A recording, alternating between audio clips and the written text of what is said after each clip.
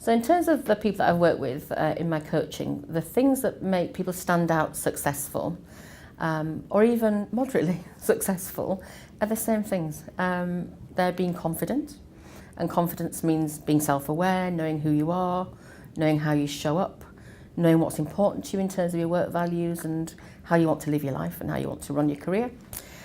Competence, so are you good at what you say you're good at? And trying to get really good in 2 or 3 areas really deeply, rather than scattergunning.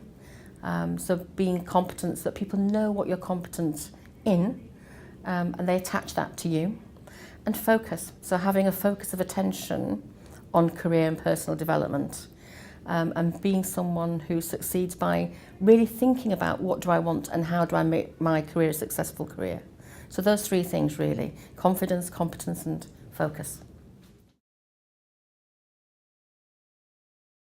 The kind of sense of a traditional career where we go into an organisation, the organisation takes care of us, and we have this upward trajectory depending on either length of time we've been in the organisation or our, accumulating our experience and expertise, is changing. It's changed a lot in the last 5 to 10 years, and it's designed to change too in the next 20 years. So one of the things that's very important is to start thinking about how do I actively manage my own career. And to do that, we need to think about what do I want? What kind of career experiences do I want? How does my career fit into my life? And how do I think about careers in those terms? If I've got life events that I know are coming up, how will I manage my career during that period of time? And also to just think a little bit about, in terms of future-proofing, making sure your network is really, really well developed and that you know who's in your network. So you can take advantage of things within the organisation and be able and ready to spot and be part of opportunities as they come up.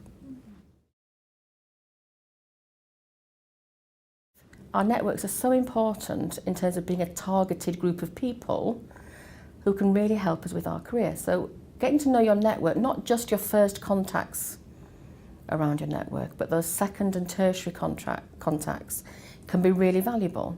So if I'm ever working with someone around their career, I will often ask them, who have you got in your network?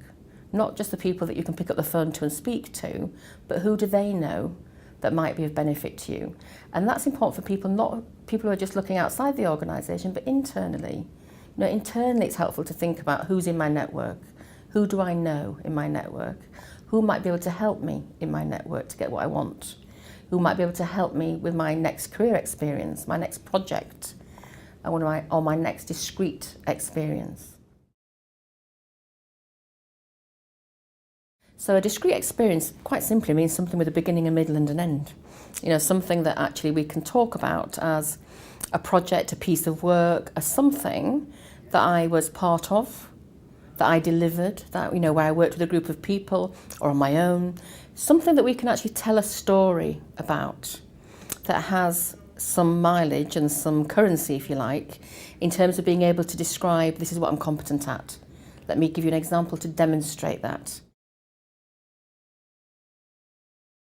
My opinion on work-life balance is it is a complete myth.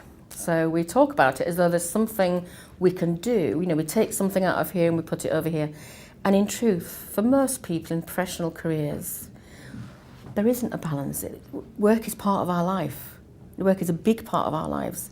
So in terms of balancing things out, the concept is becoming a bit outdated. And in truth, what we're looking at more and more in terms of careers is how do we manage our life rather than how do we manage the balance of, as though career is somewhere over here and the rest of my life is over here. Because when we begin to think of career as outside of our life and outside of ourselves, we're kind of beginning to hand it over to somewhere else. It's not part of who I am, it's over here. And the more we disconnect from that, the harder it is for us to be proactive about our careers.